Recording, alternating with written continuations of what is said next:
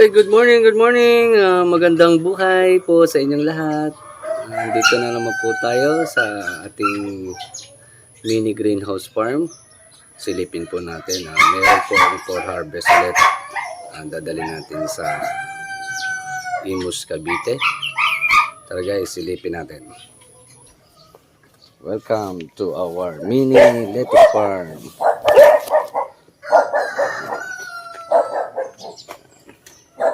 Ito yung Olmete.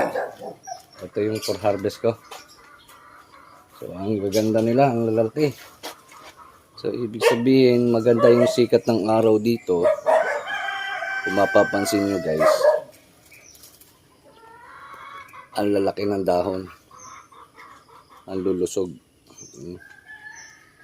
Yan guys. Saka yung ugat niya. Ito yung lettuce in a cup for sale. So mamaya harvest ko na ito papunta bound to Imus, Cavite. Maganda yung pagkabigay ng sunlight dito sa part na to. Makikita nyo sobrang lago ng pagka-grow ng lettuce niya, unlike dito sa isa. Ito. So, kung mapapansin nyo, naging leggy siya. Leggy. Meaning, tumangkad siya. Kasi kulang siya sa direct sunlight. Lalo na nung nagdaang mga araw, maulan.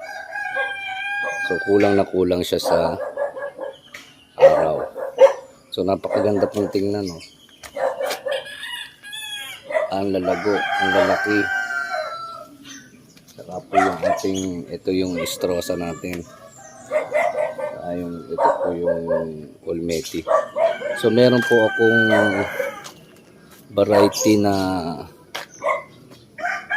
ang sabi nila Sunny Rose, Lolo Bionda din ito, variety. So pinaghalong red and green siya. Kung mapapansin nyo guys, meron siyang red and green, so magkahalo siya. Maganda to pagka lumago na siya, lumaki na siya. Ayan.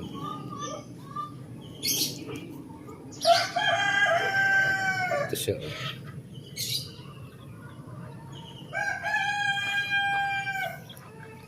So ang sunlight, ayan, magang umaga. Ayan po ang sunlight. So may ito for harvest na rin po ito nandito sa gilid. Ito sa side. Ang ganda rin nila. So,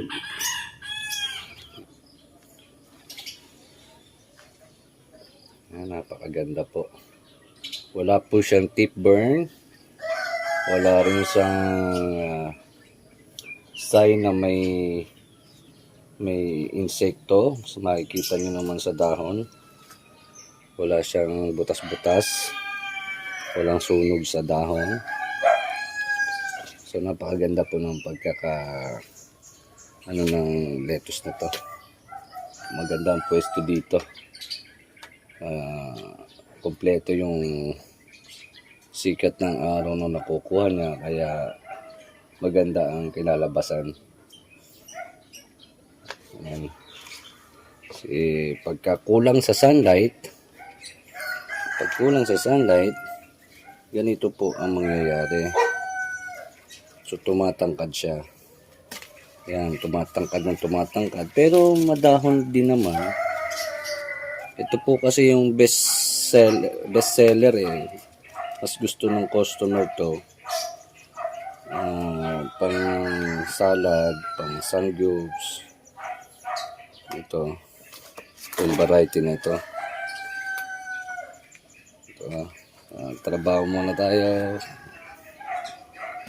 Maraming salamat sa inyong pagsuporta at sa mga customer ko. Nakapost po yung aming number. Chat lang po or text or message or call